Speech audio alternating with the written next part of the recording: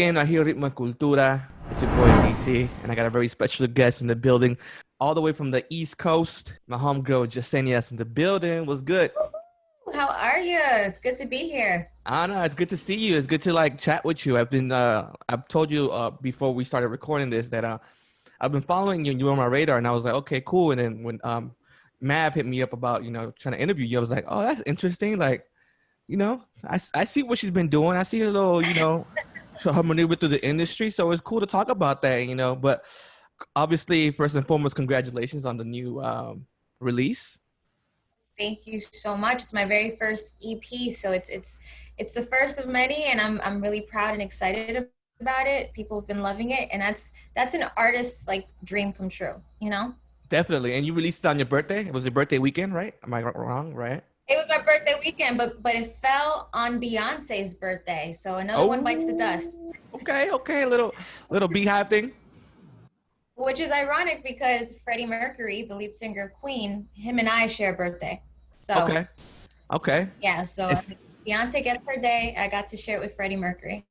interesting. Now, hey, I've been seeing like, I was reading through your little notes that they sent me. You've gone through, you do a lot of work. You model, you actress, you singer, songwriter. But Yeah. where does the spark happen for you to start your artistry? To be honest with you, my parents are the first ones, as much as they were not supportive when I got into the industry, they always knew that I had this in me. Right. Fear sometimes, as you know, cripples people. And when you're an immigrant coming here with the dream to aspire to provide things for your family, you're not thinking your daughter's going to be the next, Selena. Yeah. So you're like, no, what you're going to be is a doctor, nurse, or a lawyer, because that's what we are when we're back at home. But they always knew, and I've always had a passion to entertain. Even when I was a big girl, I relied on my quirks, my humor, and theater, dance, singing has been something that I've always loved to do. So I developed and dove into it back in 2013. I had a song called In Love with the DJ. And you know how the industry is. It's not always color de rosas, Oh, no, no. and there were a couple of thorns along the way. It never got released that year. One, personally, because I became a victim of domestic violence and my abuser just shitted on everything. But then the other part was egos. There was management that wanted to sign me, and if I didn't sign with them, then I couldn't. Their artist wasn't going to sign that. It was just a mess. So I was like, you know what? This seems complicated. I don't want that energy. I'm dealing with my own personal. I can't drop it. Yeah. And Low with the DJ got revamped, and we actually dropped it 6-7 months ago. And DJ Slink, who's part of Skrillex campaign, he remixed it. So Okay. he remixed an old song, "In Love with the DJ," and it's out, and it's been doing really killer on his catalog, and it's great that it's there because at least it was meant to be out. Yeah. It got to see When? the light of day. Yes. When? Who knew? But it took years, but we're here, and now we're here celebrating life, the story, the struggle, the hustle that we all know what it's about. Definitely, for sure. Yo, that's an interesting story. Like, I like to talk about like struggles and like to see where people come from. You obviously had your family that had their doubts. I mean, who doesn't? They're like me too. They wanted me to be a nurse. And I was like, nah, I can't do that. Well, at least they wanted you to do that. My mom was like, a nurse? No, you can be a doctor. You said you wanted to be a doctor. I was They like, leveled up. okay. I was like, okay. But no, what the world, and I'm sure because you had that struggle with your family, internally, the world always gives you the direction of where you have, it's inevitable. Yeah. Whether it's you, whether it takes you on it immediately or you find yourself around it, what's meant to be will be. And look at Yeah. look what I'm doing. And Yeah. now they're probably the biggest fans. Like my parents are like blowing it on Facebook, sending it to their friends via WhatsApp. It's Yeah. like, Mira mi hija, mira mi hija. I'm like, yeah. I'm like, wow, 100 streams in Ecuador. It's only been 3 hours. Oh, must be amazing. my aunts and uncles. Amazing. What was that turning point for your family? Like, when did they see like, okay, she's for real about this shit? Well, my dad always knew I was for real. What they weren't happy about was the modeling. I started out as a vixen, as a video vixen, and I started out as a glamour model. So I was Yeah. on, you know, the cover. I did stuff with Maxim. I did stuff with King Magazine. I did stuff with, you know, and they're all in lingerie and bikinis. So my mother, as a woman, was like, "Pero qué es esto?" You know, have some self dignity. And I'm like, "Wait a minute, but you watch La Gorda y la Flaca, ¿verdad? Tú ves eso, Gorda y la Flaca, and you see all these girls in skimpy things, y Salo Gigante. What makes that okay and not okay for me? Because I'm not. That's not your daughter." So I was like, you need to be more empowering and not shame the body, because the body. And then, you know, my Yeah. mother has obviously grown, because now, you know what? Once she found Kim Kardashian, I could do no wrong.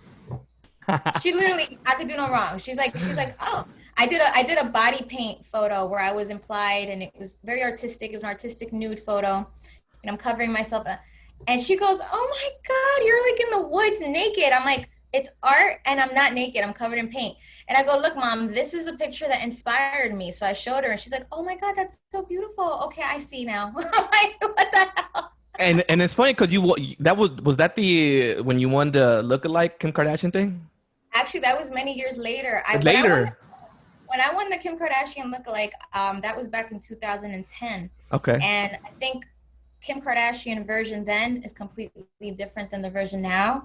The 2010 and the 2020, totally different. I have still remained the same. I might have fluctuated in weight, but tonality.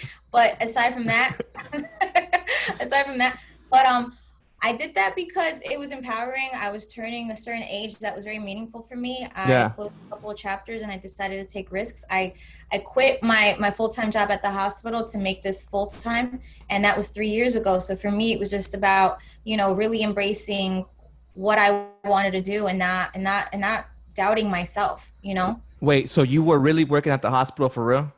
Oh yeah, I worked there for 13 years. I started there Oh before. wow.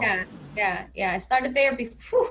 I was juggling the ER, Mm. uh, producing my own show on This Is 50, hosting for Generation Iron, working on my music, and then, you know, hosting nightclubs. Wow. What hustling? Hustling. I did not like I didn't like that's crazy because I try to like picture myself like working at a hospital. Like I did work in the HR department, you know. I did I had to do I had to eat, you know. We had to eat, you know, while chasing the dream. But like but damn, you were working at the hospital. Like you were in there with the patients I worked in the psychiatric ER. for 10 years, you said. 13. 13. That's crazy. So what was that turning point right there where you were like, all right, let's close this hospital chapter and let's go full force here. It took realizing that you can't take back time that's gone. Mm. And when Trump became president, he really messed up a lot in the medical in the mental health world. And we were getting a lot of people that were getting cut, and there were a lot of, you know, it was just becoming very dangerous. So the fact that we were becoming so short staffed, you're talking about a room of like 15 men that are going through psychiatric crises and 3 women watching Wow. them. What was the Wow. ratio? And then on top of that, I had taken time off from school, so I never finished my RN, but I did become an LPN throughout the years. And he was like, all the LPNs need to go back to school and go get their RN. And at that time, I'm like, you know what? They don't appreciate us here. Our president doesn't appreciate us here. It's making us complicated. I'm going to take a leap of faith, and I'm going to do something where I'm going to help my livelihood, but Yeah. also with my music, with my art, with whatever it is I decide to do, still want to help people, because that's ultimately why I went in the field of nursing, you know. Yeah. And so, you know, because I wasn't an RN, I knew I wasn't going to be able to continue to practice under my LPN. So I just decided, okay, is it going back to school and finishing this up? Because now I got to start from square one, because it's been so long, all these credits are expired. Yeah. Start from zero. Or do Yeah. I start with this baseline that I already have, this fundamental that I already built, and work off of that? So I decided, let's work on what I already have. Yeah, and it's working though. It's working. I see you working. I see you doing your thing. Like it's obviously working. I'm not saying that RN wouldn't work because I think a nurse is always gonna have a job. Oh yeah, you I'm, could always find work at the hospital too. yeah, So no, yeah. yeah. So you're doing your thing. You're doing your thing. How's it feel being named on Forbes though? Like I think that's pretty cool. That was cool. When they hit me up and said, "Hey, is it okay for us to do this write up on you?" I was like, Who? You're asking me for permission? Like, yes, please.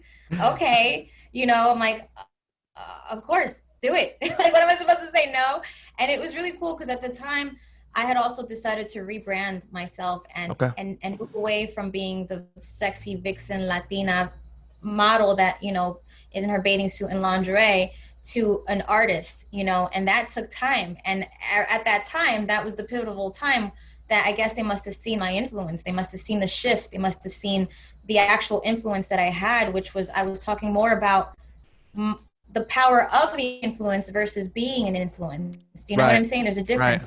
The power of an influence, you can always be an influencer and be like, oh my God, look, go get this. You know, I'm influencing you to buy this. Or it can, the power of the influence could be like, hey, let's talk about what's happening in the world right now. Or hey, let's talk about what's happening in the industry. Or hey, let's talk about what happened to me and how maybe that can help you. So that was really nice to be amongst that. So yeah. Amazing. And how was that transition like, you know, ending that, you know, model? Because you're still modeling, you're still doing your thing, but now, yeah, I you're still doing the right thing. now I'm modeling. Right now.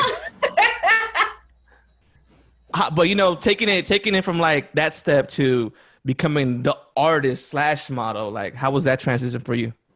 You know, it was interesting because I believe wholeheartedly, and this is why people like Tyrese, who started off as a model, Hmm. transitioned into an artist, transitioned into an actor. It usually is that trifecta. You Yeah. know, not everybody has it. Otherwise, you'd see more of it. But it's not uncommon. Then you saw that with Jennifer. She was a dancer that became an actress and then became a singer. You know, it's doing what you're passionate in and doing what you're destined and you're calling to do. And for me, it was very organic. The only thing that was challenging was you realize that most of the people that followed you in the beginning were men that really liked to see you in bathing suits and bikinis, and all of a sudden they're like, wait, she's talking, wait, she's talking about life. Life. And some men, you know, that stood around respected that and liked it, and they were like, oh, that's sexy. And then some men were like, unfollow. And to me, honestly, I don't care about the amount of people that follow me. I care about if you follow me for the right reasons versus the wrong reasons. Yeah. So I lost about 10,000 followers in the last 6 months because of because I was there talking about Black Lives Matter. I was there talking about people of color. I was there talking about female empowerment. I was there talking about LGBTQ. And Yeah. some people, and I would even say, if you do not like this, don't leave a nasty comment. Just Don't unfollow. trash the people. Then just unfollow me. And at least they did what I told them, unfollow me. So Hey, yeah. you influenced them. You influenced them. They were I did. like, I was like, unfollow me. Oh, thank you. Go link on my bio. no, and I think as an artist and as a full package, you know, artist that you are, it's important to use your platform for, you know, what you believe in and what you love and, you know, everything like that. Especially like current events, it's important, you know. What's up? We Yes. got we got the Yes. light dim. I see you. I see you. The ring light just went. I'm like, sexy lady. I'm It's like, all what good. happened to the ring light? All right, it died, but here we are. It's all good. We good. I still see you. You straight. You straight. So let's talk about your sound, the Jessenia sound. So what would you define your sound Yeah. as?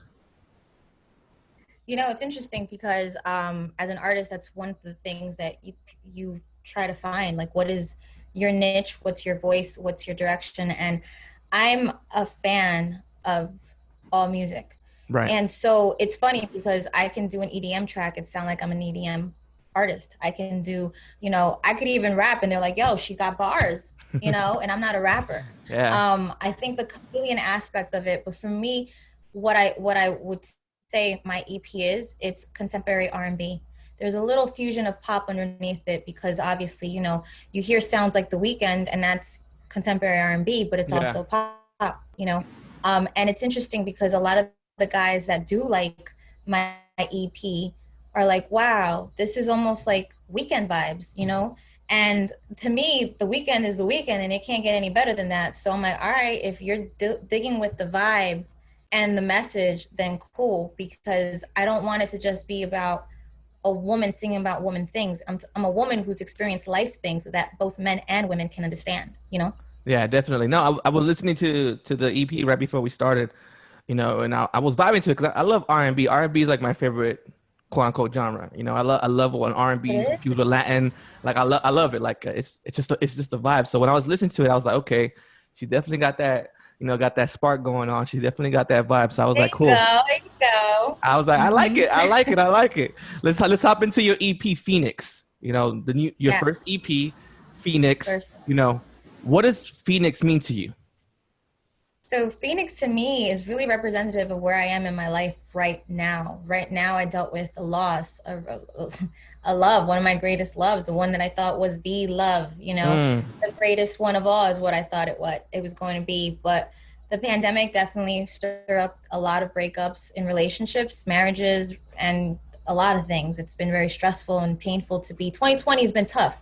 yeah. So for me, it was letting, once that relationship ended, it was letting the very last part of me that I was holding on to go and Okay. just not being afraid of starting over. And I'm not talking about starting over where I left off, starting over from scratch and saying, you Yeah. know what, I've loved, I hurt, and now how do I heal?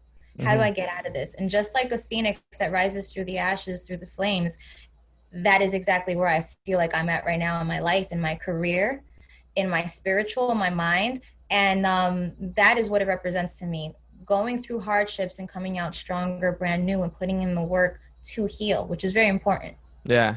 No, definitely. Okay, so was this created due to that change of, you know, in your life? Because I'm looking at the titles. Sorry, excuses, and not today. And obviously Phoenix self-titled. But like those three right there, you know, those can mean something. Yup. Was that something that you created due to that transition? No, you know what's interesting? They all so Phoenix is not just particularly about one person. Mm, Phoenix is about four people. okay. And those four people, those four relationships that have been key in my life. So the first one, we all fall in love when we're young, and we do some crazy messed up things, and we both play games. And that's exactly like, I'm going to take accountability. A lot of the times women especially always try to point the finger at the men. Well, he did Yeah. this and he did that, so I did this because he did that. Take accountability. That's what Sorry taught me, that relationship. 6 years of madness, of back and forth, to make up, to break up, to make up, to break up. Eventually, that relationship ended, and I forgive him, and I want him to know that I'm sorry too, because I Okay. think he deserves that. I think he deserves that, and I think that I hope to set a tone for women to be able to apologize, not just because of their failed one relationship, but even if they're in a current relationship. Baby, I'm sorry. you know it's sometimes it's hard for women to do that, but it's necessary sometimes for you men to also hear it, and Yeah. vice versa. Then you got excuses. I'm very open about being a survivor of domestic violence. I almost died in the hands of the man who loved me, and for that lesson that I learned was I needed to be responsible with my own life. No one is responsible for it but me. And instead of leaving or seeking help, because I left and I went back, Mm, instead of leaving and getting help, I left and went back to him. mm, And then I moved in with him and I stayed with him, and it just got worse. Like, what the whole idea is, just we've all been in a relationship that we just make excuses. Like, we know, like, our mom and our dad saying there's something off with that girl or that guy. I don't like him. I don't like her. You got your friends and your boys and your girls saying, no, don't talk to him. Don't talk. But you make excuses. And it's like your mind is telling you something, but your heart is telling you another. So excuses teaches you to just don't make excuses, yeah. because in the end, it doesn't work out. Right. In the end, it never works out. And Not Today was based on a relationship where something that I never thought could happen to me happened. I was cheated on. I was cheated on, and it wasn't sexual, it was emotional. I was Wow. juggling I was juggling work. I told you how, like, I was juggling the ER. I Hmm. was juggling all these things, TV, studio, radio, and it was him that encouraged me to get back into all of this. So after 3 years of grinding and grinding and the universe rewarding me back to it, he decided to just feel that I was absent. And I was, but how can I not be absent if I'm not getting help in any other way? Right. I'm paying my bills, I'm paying my parents' bills, I'm not asking you for nothing but to love me. But sometimes that's not enough for a man. A man wants to do more. And long story short, he emotionally fell into, he thought he loved someone else while loving me. And at that moment, my lesson was like, no, If there's someone else in the picture, then get out. Not today. I'm not Yeah. doing that. Yeah. I went through my sorry phase. I went through my excuses phase. And now I'm like, not today. Ya se acabó. I'm done. I'm tired. And that's all those three plus the fourth encapsulates Pheonix. It's like, all right, that pain is gone. Those lessons are learned. How do we live in the now to create a better tomorrow? Yeah. And that's where I'm at right now, mentally and spiritually. Wow. No, dude, like when people usually throw EPs on, they like throw whatever tracks on there, like, this is who I am, this is like, different vibes. But like you have a breakdown of what the fuck this is. Like I as an artist, I honestly, when it comes to writing even just a song, a single, yeah. I'm backwards. I see the visuals, I see the storyline. And to me, I wanted this to be a piece of art. I wanted it to feel like they were walking with me Yeah. through each phase of my life that they could all relate to too. And be like, That's yo, I was in a relationship like that. And I remember I did that. But this was my journey. Some people, get the Pheonix, but then they break again. And yeah. then they're in the not today, but Yeah. then now they're in the excuses. But either way, they experience it in whatever order. But that was my chronological order. That's dope. Now, like I said, like a lot of artists just throw stuff on an EP just to like throw an EP, but like you had a vision for this, and there's a story behind this that I didn't know, and I'm like, once you're breaking this down for me, I'm like, it all makes sense now, like It's like a movie. it's This like one a girl was like, movie. you need to make a movie. I was like, I It's like should. it's like a mini series. You gotta like do a little For mini series for real. each one of these, like Yep, dang. yep. One thing you talked about, and you talk about your domestic violence and and what you went through. How important is it for you to tell that story? Because I feel like a lot of people don't tell that story, and it's Yeah. important. Some people might be going through something like that, and they don't see like, okay, nobody's talking about it. Let me just chill. So how important is it for you to tell that story? It's very important because for me, I didn't see people talk about it. And so I didn't talk about it. And I was more ashamed than anything. And I Mm, felt guilt. Like I was the one that almost died and I was the one that was getting beaten and I was the one that lost so much, but yet I felt guilty. And we live in a society that sometimes the mentality is, well, what does she do for him to do that? And that's yeah, messed up, and vice versa, because men are yeah, victims too. And that's sickening to me. That's so disgusting that we live in that time that people are like, well, he must have done something for her to put her hands on. It's never okay for a woman or a man to put their hands on anybody. right. I'm very much an animal lover, so when I see abuse for an animal, I'm like, oh my god, I will literally like pull over and like yell at kids and like, get the hell out of here. And like, I have rescued so many animals and I have helped so many humans too.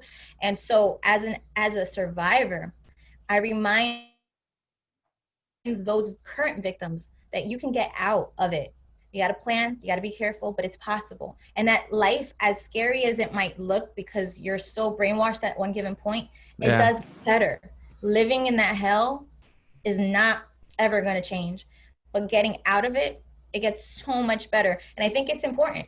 I feel that it's great now to see more men and women be more open about it. Times are changing. When hmm people were talking about mental health, that was never a thing. That was never a thing. You talk about you see a therapist, that was so taboo. It was like, yeah. you Like, what's wrong? crazy. What's wrong with you? Yeah. Like, It's like you crazy, you crazy. Like yeah, now it's like it's about mental health care yeah, and what we do to navigate that. And here, same thing with abuse. I did a podcast episode where I spoke about men are victims too, because I feel like men forget that there are agencies that cater to men and not just women, because half the time they're like, no one's going to believe me and hear my voice. So it's very important to educate. It's very important to share. And I've helped men and women get out of very nasty relationships that literally changed their lives. So to me, it reminds me of back when I worked in the psychiatric ER, where I had that one-to-one, and yeah, now my reach is much larger. So it's so self-fulfilling in such a different humanitarian way. yeah. Do you feel like what you learn at the hospital and being in that environment translates to your music? Because I Oh feel my like God. it does. Like, I mean, like you want to be like you put Therapy. this out and you're like, yo, I want people to hear this because I want to help people. Does it translate Yes. like that? I think it's the theme of my life. Okay. I don't know if you're into numerology or astrology, but I'm a Virgo, and Virgos are givers and we're caretakers and we're in the field of helping. The world is actually composed by a lot of Virgos that are in really like acts of services. Okay. And you know, if you look at Beyonce, which it's ironic that my EP fell on her birthday, she's a Virgo, Okay. and she's a huge humanitarian, and she stands up for what's right and what's just. You know, Michael Jackson, Kobe Bryant, Virgo, you know, stands up, you know. So like for me, because I like astrology, I feel that sync. Because I was in the nursing world, I feel that sync. Because I was in the mental health work, I feel that sync. My power number is number 9. That's my life path. That's a person that works on the behalf of God. So I really, it's therapeutic for me, but it's therapeutic, I hope, for anybody else that listens to my work. And that's why I'm like, it's when there's feeling and intent and it comes across, then you register with that. And that's the world. That I could die tomorrow and feel so fulfilled, you know? Amazing. No, that's amazing. Because when you're telling me all this, I'm like, okay, and then you're like, and then I go back and think like, well, this is like therapy. Like this is like you're trying to help somebody. So definitely, I see it. I'm like, it makes sense now. And it's funny that you mentioned astrology. Like I've been trying to get into it. You know, quarantine guy. I'm a Sagittarius. So what am I? What am I? Like you Jay-Z and I'm Beyonce. No wonder we vibing. We vibing. There you go. That's the only Sagittarius I know. Jay-Z, and also like I think Nicki Minaj and Trey Songz. And that's I think Diddy. I think Diddy's a Sagittarius. That's dope. Hey, yeah. You know, we got a lot of great. You got a lot of greats. We bosses. We bosses. Yep. No, but you got an amazing story, and you know, you got some amazing music. What are the plans for now? Like what you got the EP out? What's the next move? I have a single that we're gonna figure out when to release. It's called Years and Tears, A Beautiful Melody. And it's basically about everything that I've been in life and how we have to go through not just celebrate the good, but also embrace the sad, the tragic. Yeah. Because what's ugly or what's sad may not be sad. It could be beautiful. And it makes for a beautiful melody. And it makes for a beautiful song. It makes for a beautiful story. So that's what that will be after this whole thing with Pheonix. So I'm prepping for that single. Still working. I want to do another EP, and it might not be contemporary R&B. I'm always switching it up. I'm like a chameleon. I'm like, all right, as independent as I can be right now, let me see what I could do. Yeah. You know, that's the thing about labels. Like they want to just keep you like, oh, do this, do that, and only this. And it's like, as an artist, as a creator, like, how many times can you do the same thing over and over again? Yeah. You can do it, but it's no longer passion. So this EP was a passion project, you know, as an artist, I poured that in and you can sense it now. So I want to do another EP, and I'm not, the title's off, just like I have like this whole thing painted. It's going to blow your mind. It's going to blow your mind. But I'm going to come out in a movie called Super Blocked. We started filming before COVID. We had to take a break. We go back to filming in October. Okay. And we'll finish it before the year. They already started editing it. So we just have like 2 more scenes to go, and then they'll plug it in, and it'll come out sometime in 2021. And when it does, I'll announce it on my social media platforms. And it's a love comedy. I am the love interest of the lead actor. Her story is sort of similar to my real life story. So I'm very protective of her character and her role, and I wanted to give her a voice and make justice to it. And so it's fun. It's a good feel-good movie, and it's a cast of some of your favorite influencers from the East Coast. Okay. Because you know, like the West Coast, they have like this whole little clique. Posse, the clique. So we was like, you know what we need to do? Let's make our movie. Let's do it out here. Let's show them how the East Coast rocks. Okay. And so you'll see some people that you're like, oh shoot, I know who that is. Oh damn, I know who that is. I mean, we're not part of Shots, like, you know, under Justin Bieber's thing, but hey, Biebs, you can call us up. You come on. You got the West Coast down packed. Now you gotta get the East Coast down. Come on, the East Coast. Nah, I feel that. That's dope. I mean, I'm excited to hear that. Like, you know, I'm excited to see your growth. Like you're flourishing into like some an amazing, I don't want to say influence, but like amazing like role model.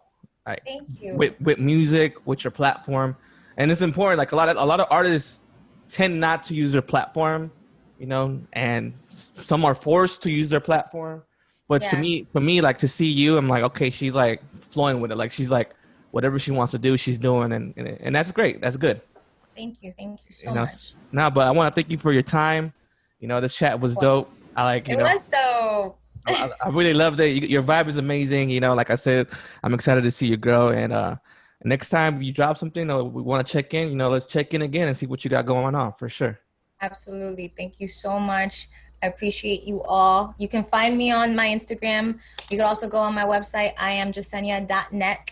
Tenía que ser .net because somebody got .com and they want to sell it to me for like $10,000. I'm like, no, that's okay. Nah, that's good. iamjessenia.net until further .net. notice. Hey, .net still sounds cool though. .net. It does, right? It does. Network. Network. If you would have went .org, I would have been like, all right, hold on. That's weird, right? Like, what? No, .net. .net. Nah, you stay now. For real, thank you for your time, and thank you. I'm excited to see you grow. Absolutely. You too. Blessings. This is the check-in. I'm DC. That's Jessenia. We out.